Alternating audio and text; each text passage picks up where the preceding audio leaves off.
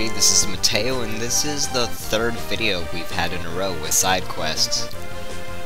Basically, the rule in RPGs is that once the world is in peril, every single side quest becomes available. And although this isn't every single side quest, the world is still in peril and we must do stuff.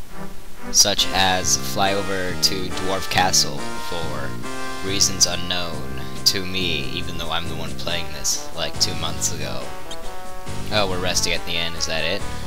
No, we're not. Buying stuff. No, we're not. We're selling stuff. Okay.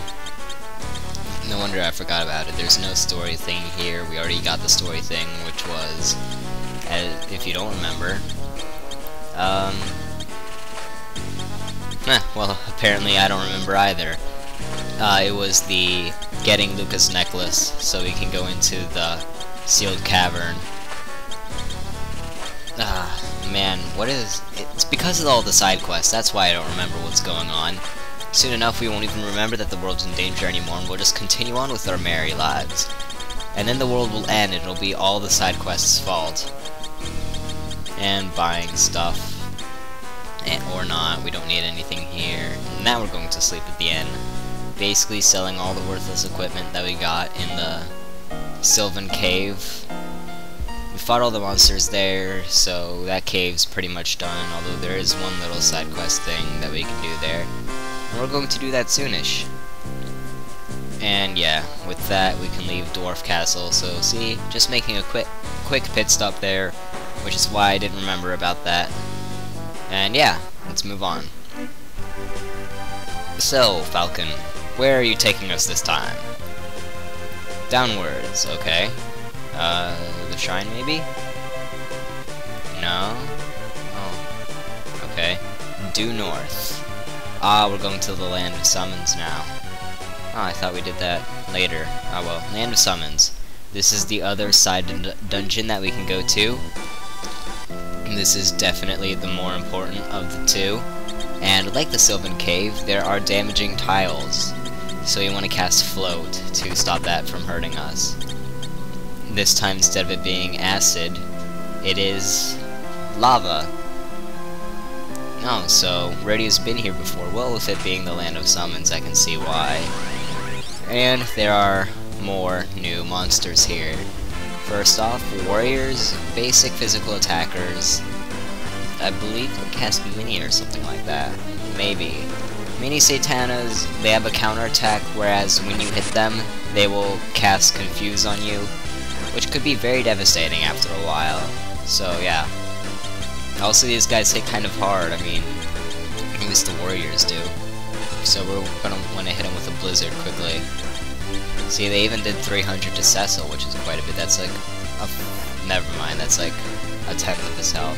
No, not that much. Or, yeah, not that much. It's a lot more.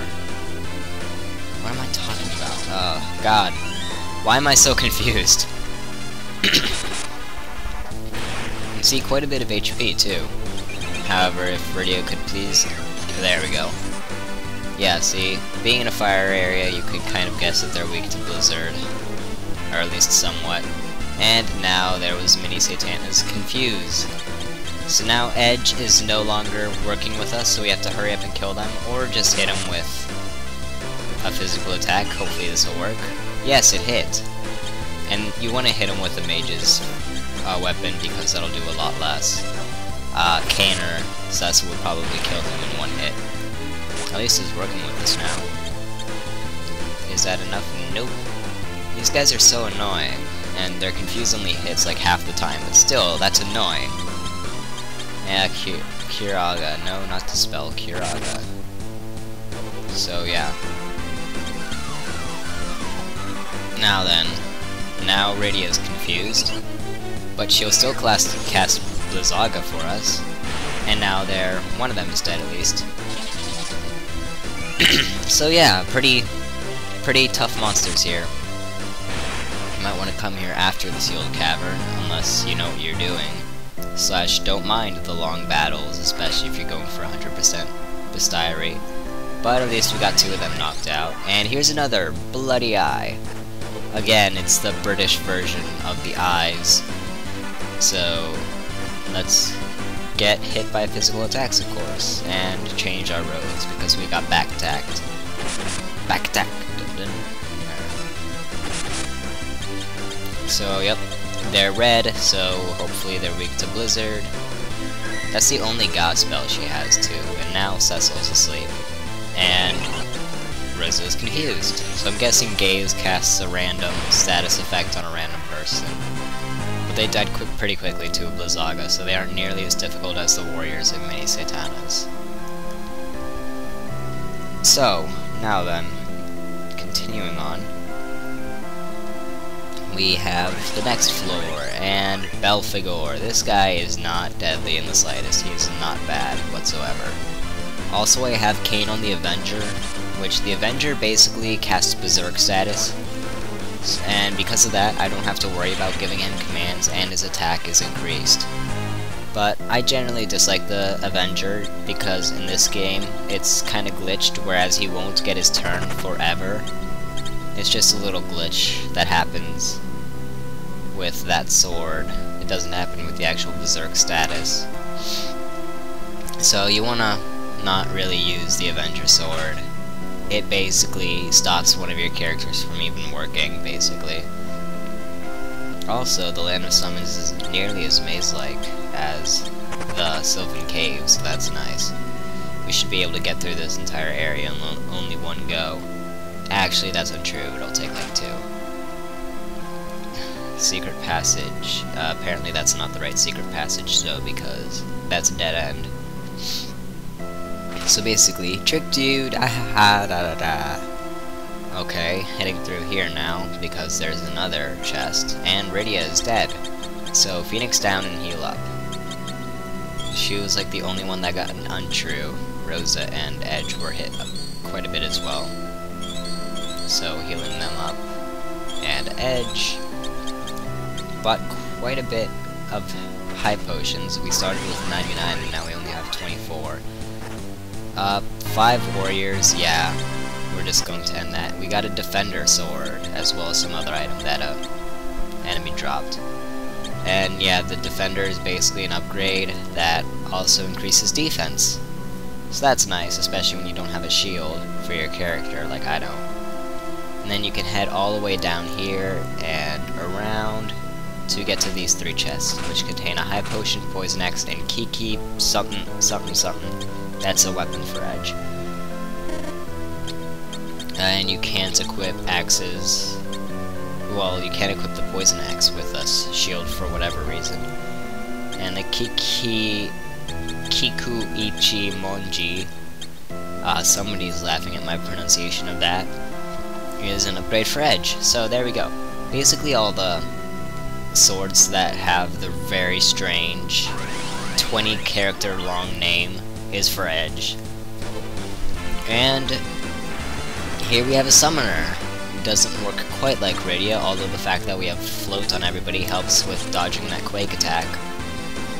They'll basically summon a random monster, usually depending on what area it is. For instance, this summoner will summon Arachne.